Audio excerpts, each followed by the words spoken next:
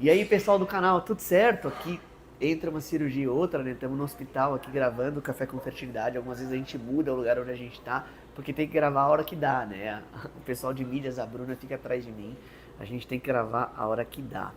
Bora lá, pessoal. 3 perguntas que vocês mandaram aqui pra gente responder. Puxa a vinheta, vamos pro café.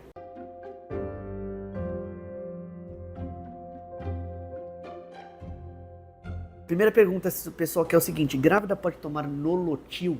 Pessoal, para ser sincero, assim, eu dei até uma estudada no princípio ativo do Nolotil e basicamente ele é metamizol ali, ele é uma molécula que é dipirona no final do dia. Então, ela é dipirona sódica. E a pergunta é: a gente usa dipirona ou não usa dipirona na gestação?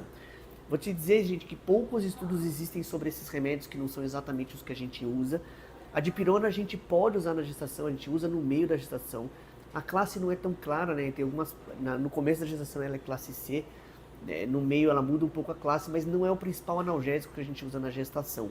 O principal analgésico é o paracetamol. Existem vários estudos, mesmo porque o paracetamol ele é um remédio que os Estados Unidos usa muito, então os grandes estudos que vêm pra gente de fora, né? Infelizmente a gente não tem grandes estudos no Brasil ainda, e o paracetamol ele é realmente mais utilizado. Então, e aí eu queria usar essa pergunta para falar um pouco de uso de remédio na gestação. Existem classes, né, que é classe A, classe B, classe C, classe D e classe X. Vou te dizer para vocês que a gente usa normalmente as classes A e B. Classe C a gente não usa no primeiro trimestre, a gente evita ao máximo.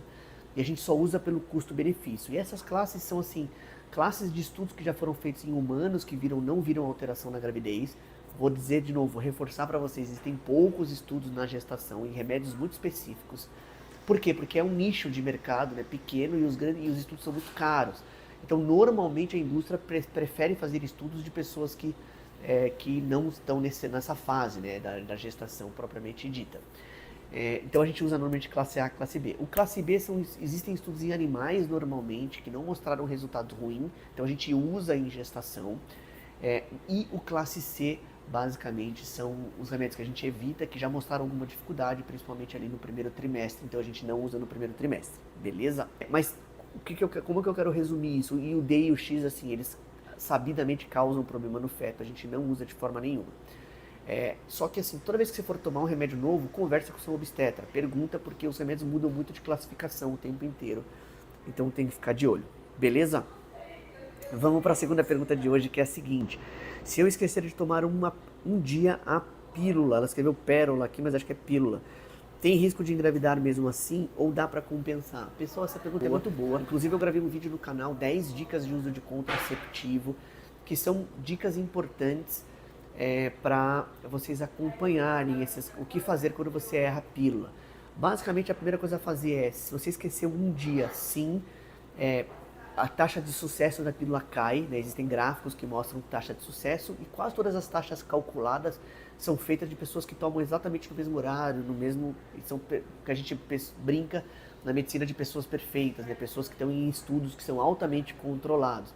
Não é a vida como ela é, não é a vida do dia a dia, mas se você esquecer um dia, se você for lembrar no mesmo horário que você tomou a pílula, você vai tomar duas.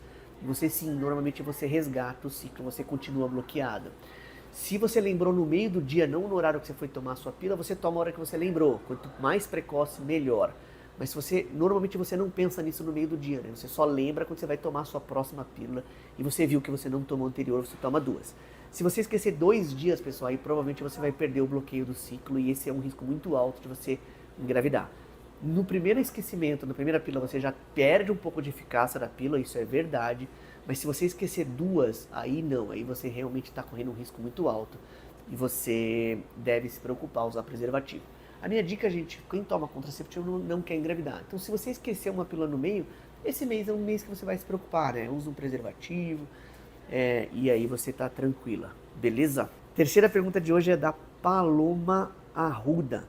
Ela perguntou o seguinte: antibiótico corta o efeito da pílula ou não? Pessoal, corta, mas não são todos. Essa acho que é a resposta mais correta. Os antibióticos que têm metabolismo no fígado, através de uma cascata que a gente chama de P450, uma cascata enzimática, hepática no fígado, ela acelera um pouco esse metabolismo.